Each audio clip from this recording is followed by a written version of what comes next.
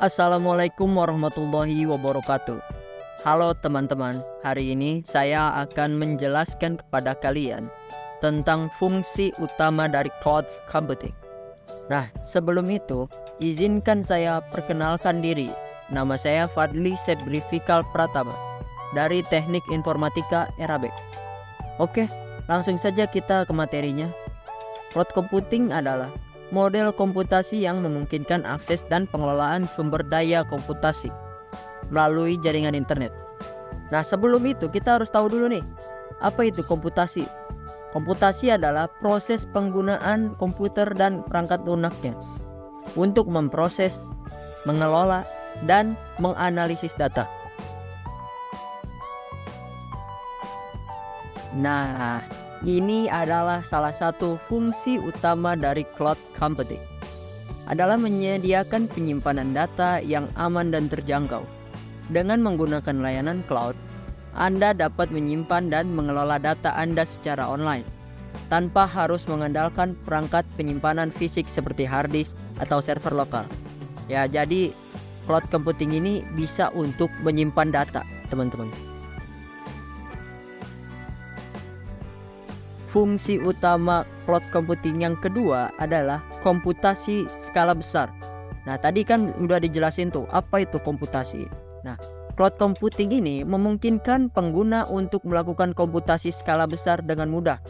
Dengan menggunakan infrastruktur cloud, pengguna dapat mengakses sumber daya komputasi yang besar seperti pemrosesan paralel atau komputasi berbasis grafik, tanpa harus memiliki perangkat keras yang mahal. Ya, jadi dia bisa komputasi skala besar, teman-teman. Fungsi utama cloud computing yang ketiga adalah pembagian sumber daya.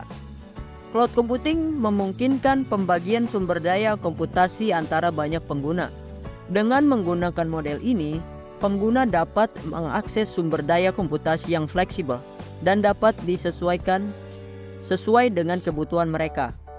Ini memungkinkan pengguna untuk mengoptimalkan penggunaan sumber daya dan mengurangi biaya operasional. Jadi cloud computing ini juga bisa sebagai pembagian sumber daya, ya teman-teman. Fungsi utama cloud computing yang keempat adalah pemulihan bencana.